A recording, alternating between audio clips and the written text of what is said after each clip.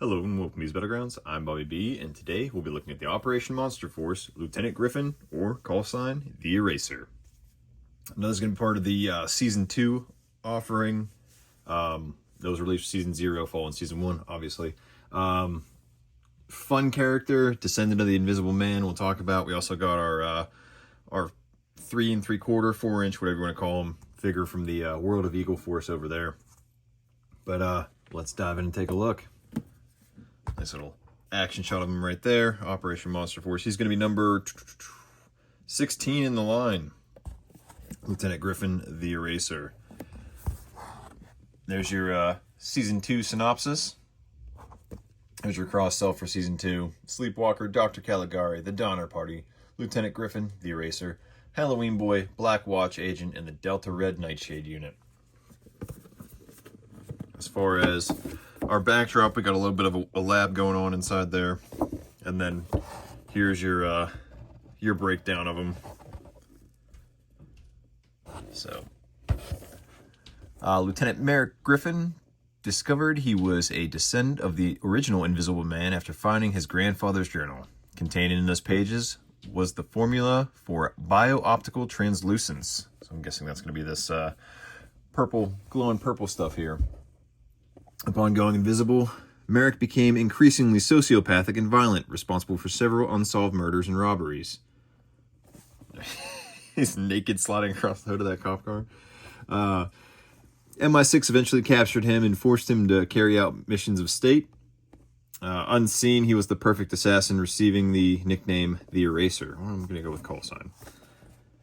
Now he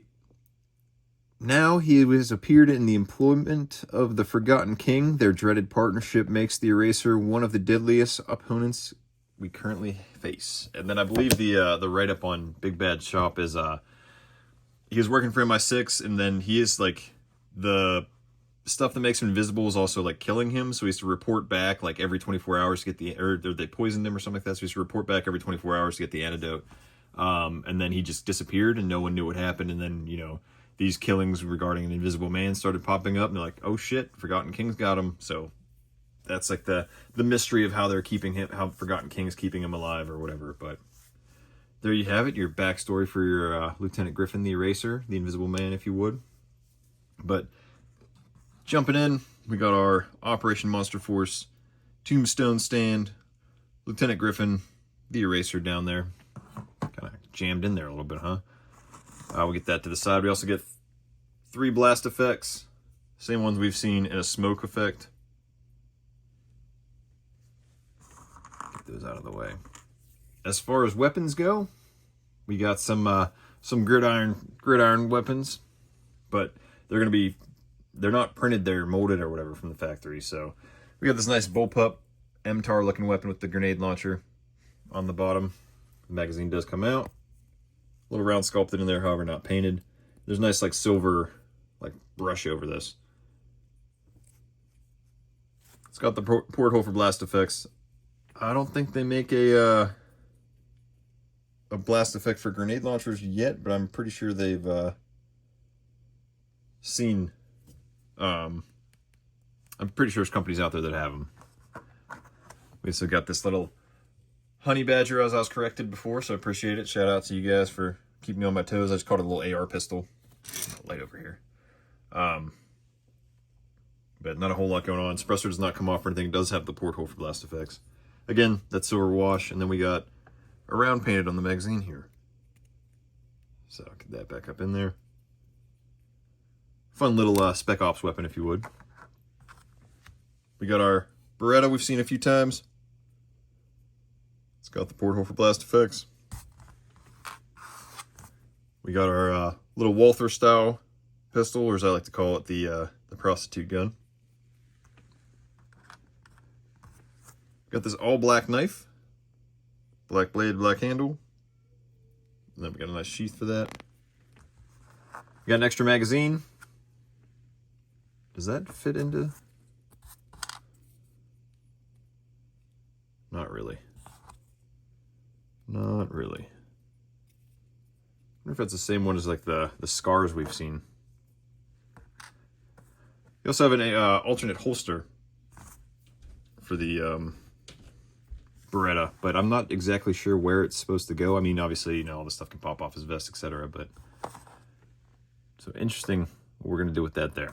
So that's it for gear. As far as accessories goes, we got these goggles, red lenses, silver frames, black strap, a little silver on the buckle there. We have a shoulder harness, shoulder holster, if you would. And does this? Nope, that one can't go in there. Looks like it should be able to, but the little guy goes in there, which we saw with the translucent ones, which we'll be comparing him to here shortly. We got some wrist straps. Go over the forearms, cover up his invisibleness.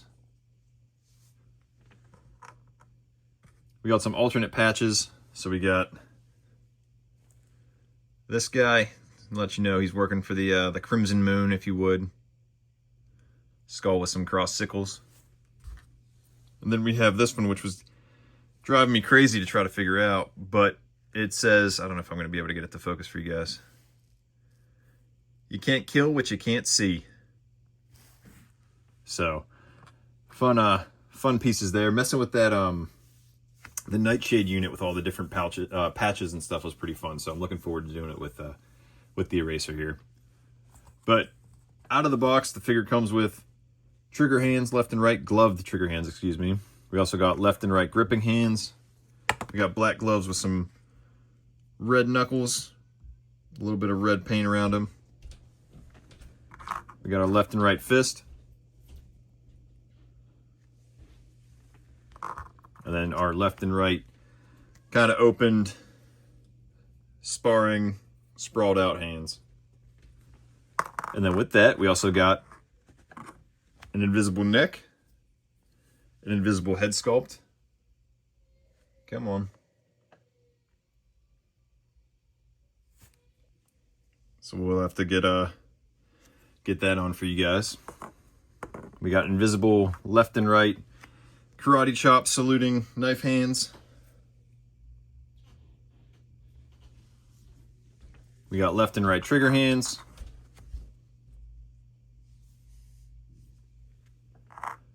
Left and right gripping hands. And left and right fists. Taking a look at our boy himself. We got our translucent head that's all bandaged up with the eyes that are translucent to let you know, he's invisible under there. So I guess he's permanently invisible. The way it's looking. Grab those goggles.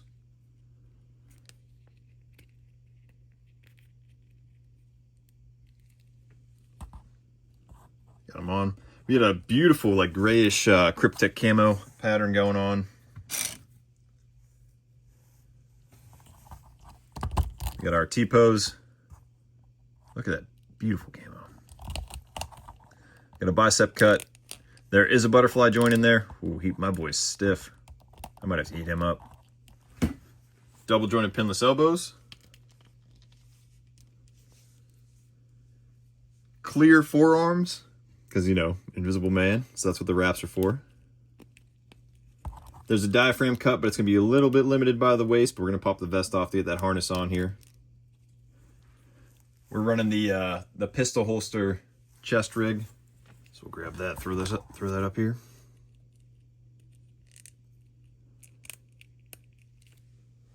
So we got some pistol mags, got our tourniquet, got our push to talk radio. We got these vials. I've been calling them chem lights, but after seeing the purple goo in there, is it like an antidote or a venom or something? I'm really curious to what they are, because I've been calling them chem lights. That's what I've been calling them since I did the Phantom Core. But I'm starting to think that maybe they're not. So let me know if if you guys heard they're some kind of antidote. Something to battle the vampires, something to turn him invisible, keep him alive. You guys will have to let me know. But a little bit of movement on the waist, Obviously, we got our Union Jack flag, the eraser with his name tape. It says INVS, which I'm assuming is for invisible, and then no known drug allergies. So it lets you know if you're going to render aid that he's not allergic to anything. Drop down hits. We can do the splits. Got our thigh cut. Double jointed pinless knees. We're rocking the unblouse boots. So there's a little bit of boot cut in there, not whole much. And then we got our ankle rocker rotation. So let's get him, let's pop and swap some pieces here. Oop. So you got these little rings for the edge of his glove, so just be careful when you remove his hand. And Ace might be coming to join us. She's drinking her water. She looks like she's been being a terror upstairs. I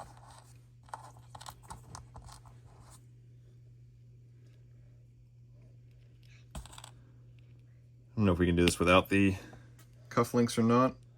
Probably go with the cufflinks.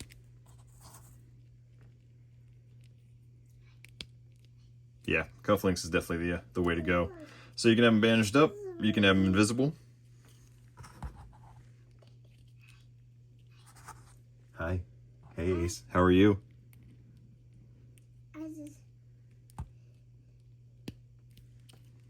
So there he is. Let's pop this vest off, get this harness going for you guys.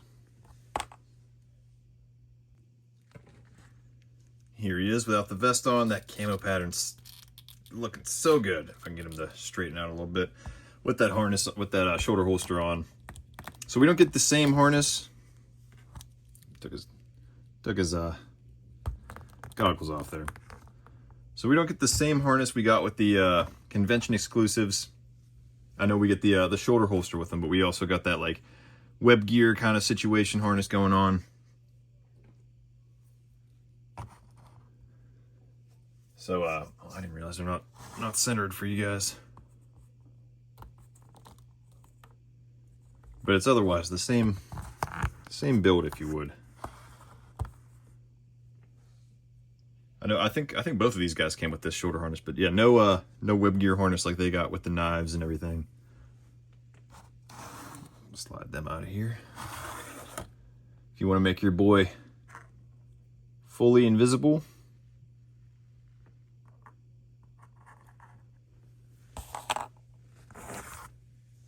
just got to do some popping and swapping here real quick. Well, I guess not fully invisible, but you guys know what I mean. All right, took a little bit of heating up to get that that neck in, but there he is. Your invisible man, if you would. Your eraser.